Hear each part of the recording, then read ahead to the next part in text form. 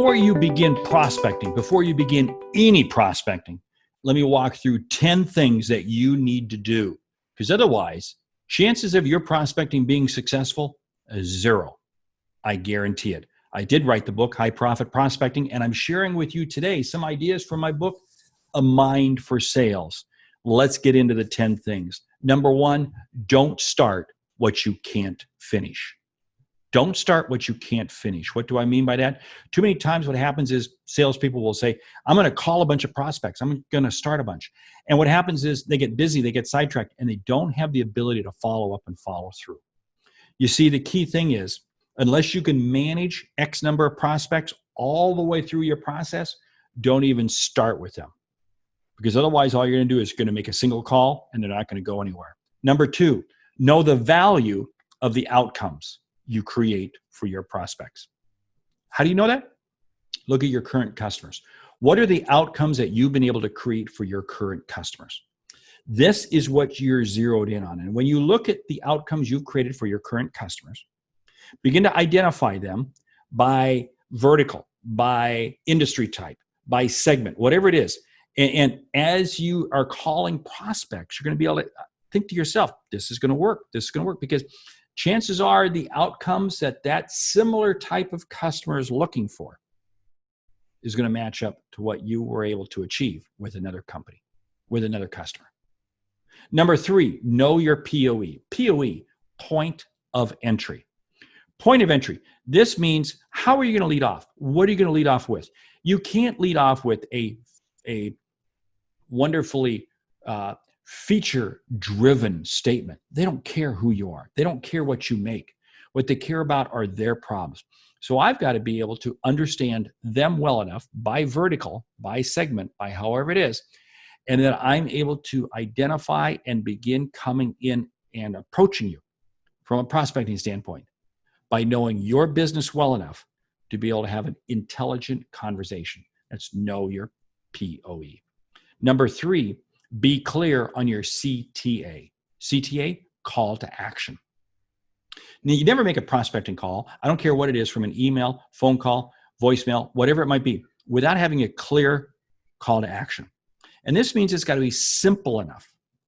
It has to be simple enough and engaging enough for them to want to contact you.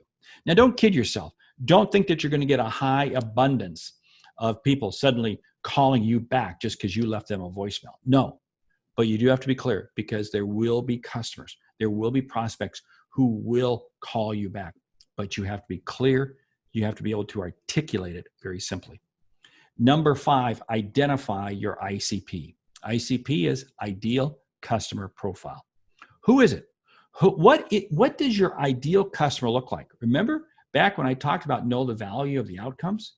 See, that's going to help guide you to who your ICP is.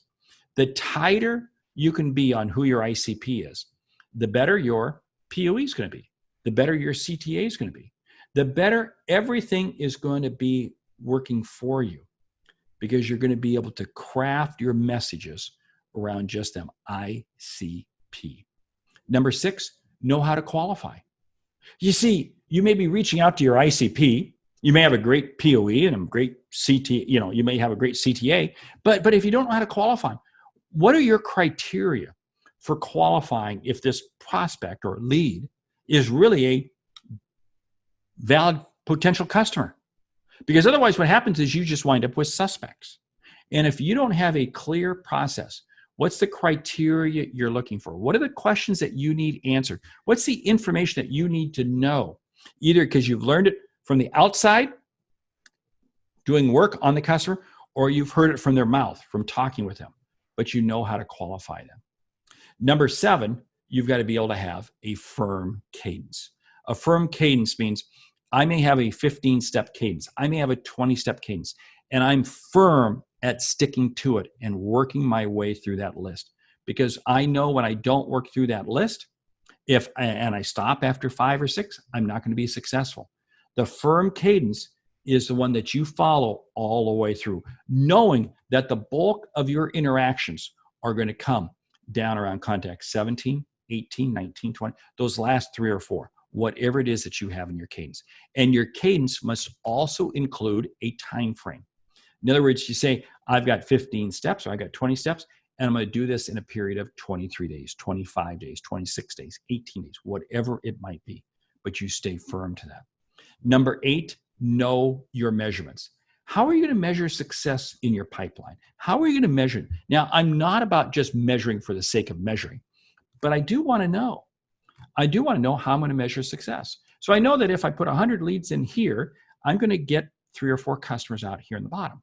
I know if I get 50 to get to step 10, I'm going to be able to have, you see, those are measurements that's going to be able to allow you to be able to understand how your prospecting process is working. Number 9, block your calendar. Don't think you're going to be able to execute a prospecting plan without blocking your calendar, because you won't. Stuff gets in the way. And when I mean block your calendar, what do I mean? I mean you're going to put on your calendar, this is the time I'm making outbound calls. This is the time I'm engaged with my prospects. It's not preparing to prospect.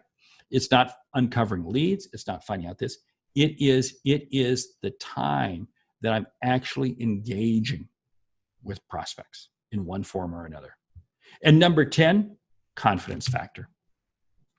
It really comes down to your confidence factor is going to determine the outcomes that you create.